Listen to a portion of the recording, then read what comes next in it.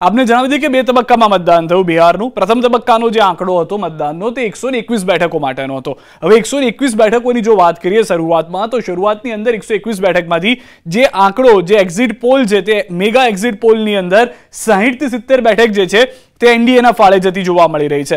અને તેની સાથે મહાગઠબંધન કે જેમાં લાલુના દીકરા તરીકે તેજસ્વી આવ્યા, ત્યારબાદ અલગ અલગ મુદ્દાઓની ચર્ચા કરવામાં આવી હતી। રાહુલ ગાંધી આવ્યા સભામાં, પરંતુ રાહુલ ગાંધી કે જે કેટલીક રેલીઓ બાદ એકદમ ગાયબ થઈ ગયા બિહારમાં, જેને લઈને પણ સવાલ ઉઠ્યા હતા। તો શું આ તેની અસર છે કે જે બેઠકો મળવી જોઈતી હતી 121 માંથી મહાગઠબંધનને તે નથી મળી? તે સવાલ અહીંયા આગળ ઊભા થવા લાગ્યા છે। કેટલાક એક્સપર્ટ કહી રહ્યા છે કે જે ગ્રાઉન્ડ રિયાલિટી હતી તેનાથી કોંગ્રેસના નેતાઓ અલગ જોવા મળ્યા।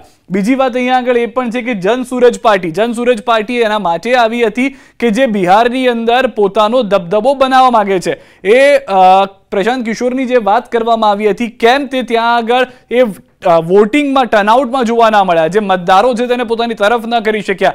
એક વાત તે પણ કહેવામાં આવી હતી, અસદુદ્દીન ઓવૈસી હોય કે અન્ય નેતાઓએ તે કહેવું હતું કે જેએસપી એટલે કે આ જે જનસુરજ પાર્ટી આવી છે તેનું કામ એક જ છે કે જે વોટ વિપક્ષને મળવાના છે અથવા તો જે બીજી પાર્ટીને મળવાના છે તેના વોટ બને તેટલા કટ કરવામાં આવે અને એનડીએને તેનો લાભ થાય। હવે અહીંયા આગળ એનડીએને તેનો લાભ થાય તેનો મતલબ એ સ્પષ્ટ છે કે મહાગઠબંધનના વોટ તોડવા માટે આવ્યા હોવાની વાત હતી। ખુદ પ્રશાંત કિશોર ચૂંટણીમાં ઉભા પણ ન રહ્યા। તેઓને લઈને જ્યારે પૂછવામાં આવ્યું ત્યારે તેઓએ કહ્યું હતું કે અમે બિહારમાં એક નવા રાજકારણની શરૂઆત કરી રહ્યા છે। જો કે આ 121 બેઠકોનો જે મેગા પોલ આવ્યો છે તેમાં પણ એનડીએની અંદર જે નીતિશ કુમારના ચહેરાની વાત કરવામાં આવી હતી કે નીતિશ કુમારના ચહેરા સાથે અમે આગળ જઈ રહ્યા છે, તો તે નિર્ણય પણ સાચો જોવા મળી રહ્યો છે।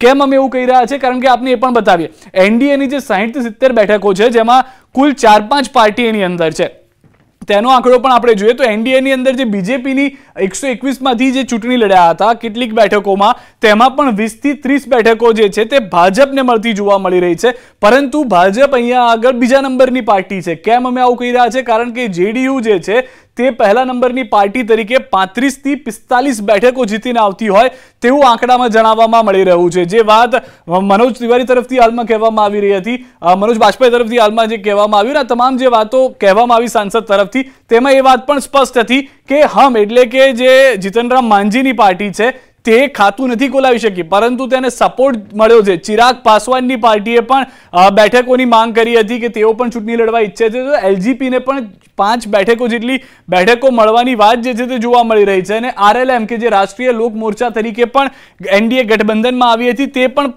પોતાનું એક ખાતું અહીંયા ખોલાવી શકે છે। પરંતુ અહીંયા આપને એ જણાવી દઈએ કે 243 કુલ બેઠકો બિહારની છે। જો બિહાર પોતાના નામ કરવું હોય તો 122 બેઠક જીતવી પડે તેવું છે।